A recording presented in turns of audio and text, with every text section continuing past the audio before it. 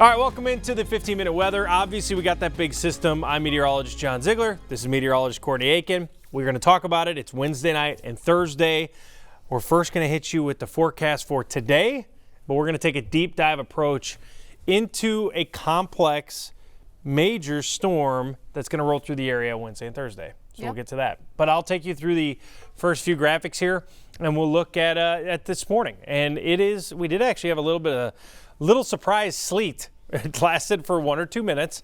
We had some light rain, but overall, it was actually quiet. And the rest of today is going to be quiet. Now, northern Minnesota, just be cautious. They have had a little bit of freezing drizzle up here, and this freezing drizzle gets to around Moose Lake. So if you're traveling north, just be aware of that. This goes until 1 o'clock. It's really, most of this is underperformed this morning, and most of the roads are okay. Today in general is not a bad day. Our rain is mainly done. We're going to start clearing out. It is, however, going to be blustery out of the northwest at 15 to 25 miles per hour for the wind gusts. And we'll see temperatures warmer as you get to La Crosse. In fact, La Crosse this morning, temperatures in the 50s this morning, popped a strong thunderstorm.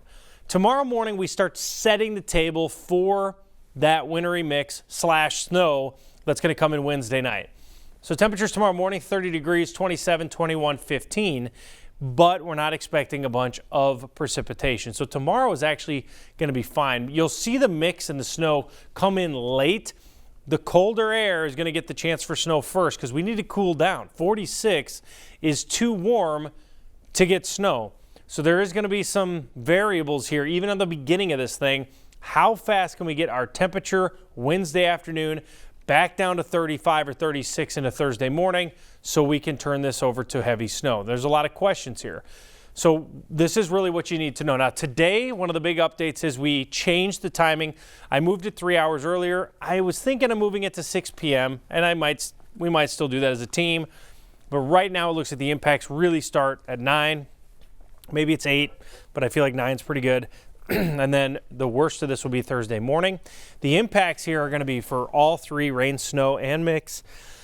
The mix is always the biggest concern because it's freezing rain potential, and you got to be prepared for slick spots, low visibility, depending on where you're at. But if you just want to completely avoid 9 p.m. Wednesday to 6 p.m. Thursday, you'll be fine.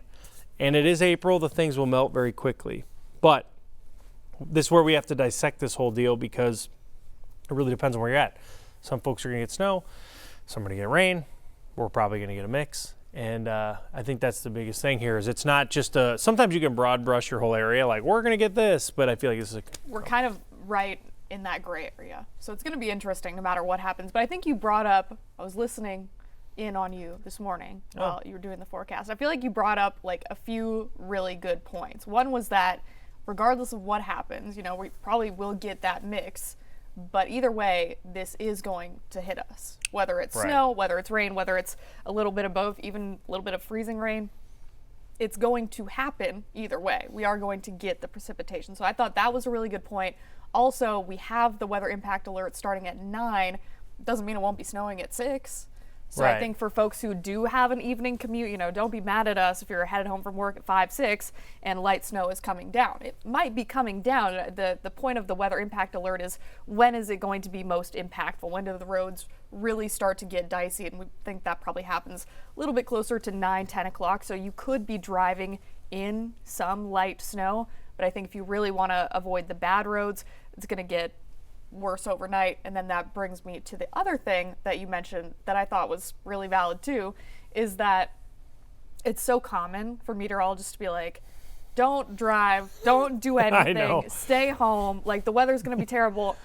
That'd be great if everybody could do that, but we can't. Right.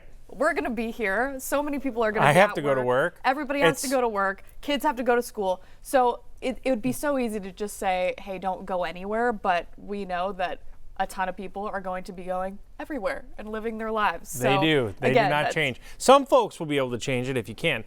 But people are like, all right, well, what do you do?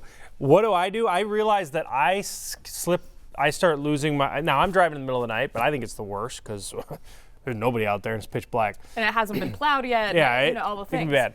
I go like 10 miles an hour. I'm not even kidding. I give myself like 2.5 hours to get to work. And really, that is the solution. If you do have to be out and about, you build in the extra time, you go slow. The problem is you're driving 40 when you should be going 20, and then you skid out. Because you can drive on, you can drive on a skating rink. How fast would you, think about it. If I pulled, and I've done this before because I was an idiot 16-year-old, but I've driven on a skating rink before. You can drive on a skating rink. You just have to go baby slow. Right? You can drive on lakes here. How fast do you go? 10? Yeah. So you just do the same thing on the road if you have an absolute nightmare scenario. So I think the problem is people don't leave themselves quite enough time. You can do it, but I'm still hopeful that we get rain Thursday morning and not freezing rain. Yeah. Probably going to be close. So that's what we're going to be talking about here. And things have shifted around a little bit. Like, for example, yesterday we were talking about the system. There's going to be this one Wednesday, Thursday, and then another one over the weekend. Yesterday it was looking like the weekend one was going to be more substantial. Today it looks like Thursday will be more substantial. Yeah, so. I think Thursday is going to be the bigger of the two as well. Now, Saturday still could bring snow. Sure. I think Brainerd and Duluth, it might be a hilarious week. Yeah, it's going to be active either way. So I told you before. Buckle in, here we go. We had 52 inches in Duluth in 1 April, and could they do it again this year? Now, they're probably not gonna do 52, but they're gonna have snow in Duluth. It's gonna happen. Yeah, I would think so. All right, well, let's walk a little bit through the timing.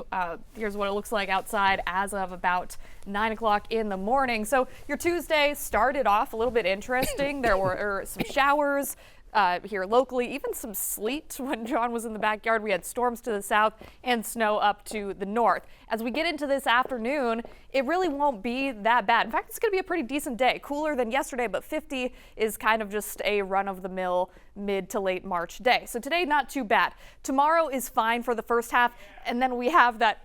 Yeah, there we go. Tomorrow is fine for the first half, really all the way through late afternoon. Then we have that snow starting to move in by the evening, and that weather impact alert starting at 9 o'clock. We might move that up.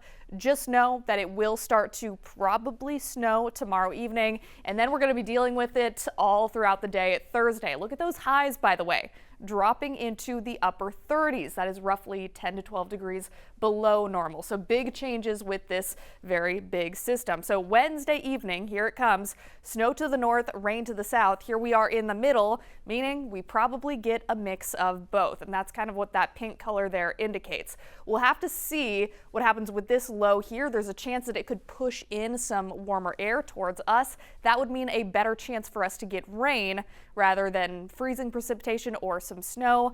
But we still have roughly about 48 hours, so things could change. Here's the thinking for now. This is going to be for Thursday. The weather impact alert starts at 9 o'clock Wednesday night. We have that through 6 o'clock on your Thursday evening. So this is an all-day event on your Thursday. Main things that you need to know is traveling will be difficult. It's still going to be doable, like we just mentioned. You just have to go slow. It will be slick, likely going to be dealing with a little bit of low visibility. And that rain-snow mix is also looking to be the most likely scenario since we're right in the middle of the cutoff there. Good breakdown. Thank you. And I think that it's whenever you deal with these situations, you're 100% going to be wrong because it's impossible to time out the waves of rain to snow to mix. But you kind of get the idea of we're going to be watching the rain snow line. We don't know exactly. The difference from Monticello to Buffalo in the weather world is nothing.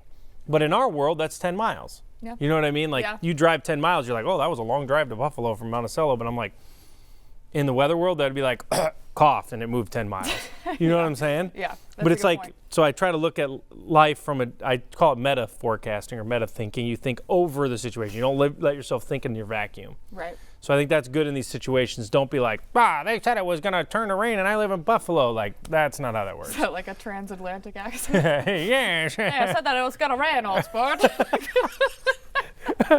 Yes, he's only hitting 100 and he needs to get it up to 2. Anyways.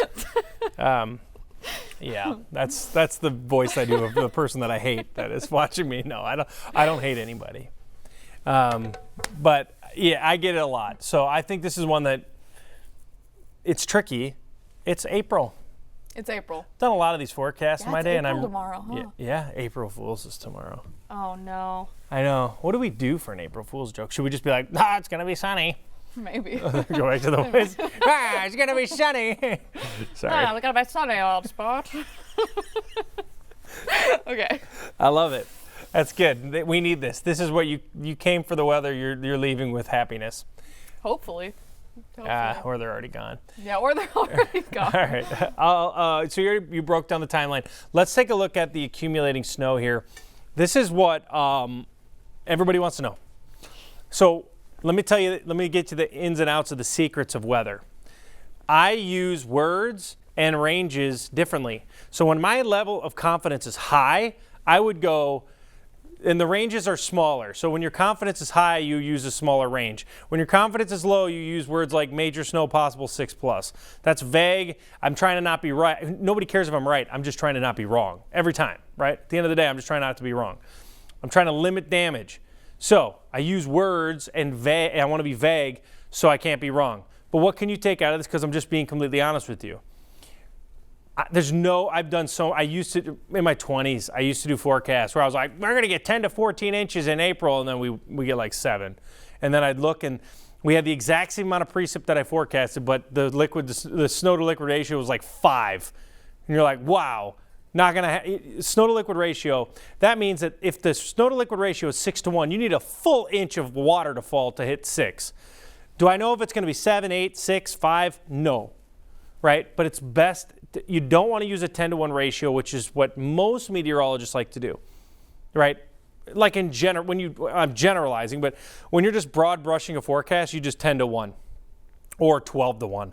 So about an inch of rain is about a foot of snow, but you don't want to do that here. So I say that to just understand you might get 6+. What else happens in April? If, let's say I have Brainerd, St. Cloud, Hayward getting 6+. You're the bullseye. If you get 6, a lot of this will be melting by the time you even get out there to measure it, right? So it could snow 7 and it might look like 2 for folks. So psychologically, you got to be careful. But right now, what it looks like in the metro, what do we know? So let's stop. I tell you what we don't know. Was the snow to liquid ratio, stuff like that, location of the rain snow line. We don't know that. What we know, and why I can use this, is the further north you go from the metro, the higher chance you have of multiple inches of snow. The further south you go, it goes exponentially down. Mankato, Albert Lee, probably not happening. Like, not happening. Rain is going to happen in that area. Now, one of the biggest concerns is freezing rain. The National Weather Service also agrees that you can't, I will be clear, this says half an inch to an inch of rain. That would be absolutely devastating to areas in Wisconsin. That's not going to happen. I can't say it's not, but it is super unlikely. What I use this map for is to show who has the best potential for icing. So you could see the purple area, Wausau into Menominee is the best chance.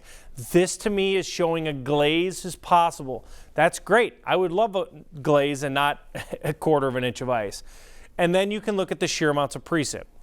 Now this is new this morning. The precip totals are ramping up. Inch to inch and a half is now on the table. Notice how it looks like. Now, if I just showed you this, you'd be like, oh, they're not getting as much. No, they can't get as much because it's colder and it's snowing. But if you look at Brainerd and you go, all right, if that's 100% snow, 1 inch of liquid, you should not be forecasting a foot of snow, right? So I think the high side of this thing is going to be 6 to 8 inches. That's what I'm seeing right now, judging on my snow to liquid ratio forecast of an inch. But what else we know is, like Courtney had said, it's not missing us. Right? It might rain, it might sleet, it might freezing rain, but it will not miss us, and it is going to precipitate. So April snow showers bring crappie fishing. Is that how it works? I don't know. We get our rain in April showers looks very different in Minnesota. Yeah, it does. That's something that I am learning. Because the flowers are still coming out. Like I have these tulips that are like this high right now. And I'm like, it's just going to snow on them, but that's just what it is. So then do they die? No, they just keep, they just resurrect. Almost Easter. Easter, that's true. That's good. Nice. No, but it's rising, and it'll just have snow on it, and then the snow will melt, and it'll just keep going. That's how it gets its liquid from snow here in Minnesota. Okay, all right. I don't think I'm sure we've had April, we don't get snow, but it's very common. Gotcha. 3.5 inches on average. That's my forecast. We'll get 3 inches this week, and then we'll be done in Minneapolis. I don't think we'll get 20. Can you imagine? Somebody will get 20. Somebody will. But that's Duluth, and Probably like Grand they're Marais or really something. yeah, they're really weird. So But they like not it. humans, the weather. Humans do. All right, we'll see you tomorrow.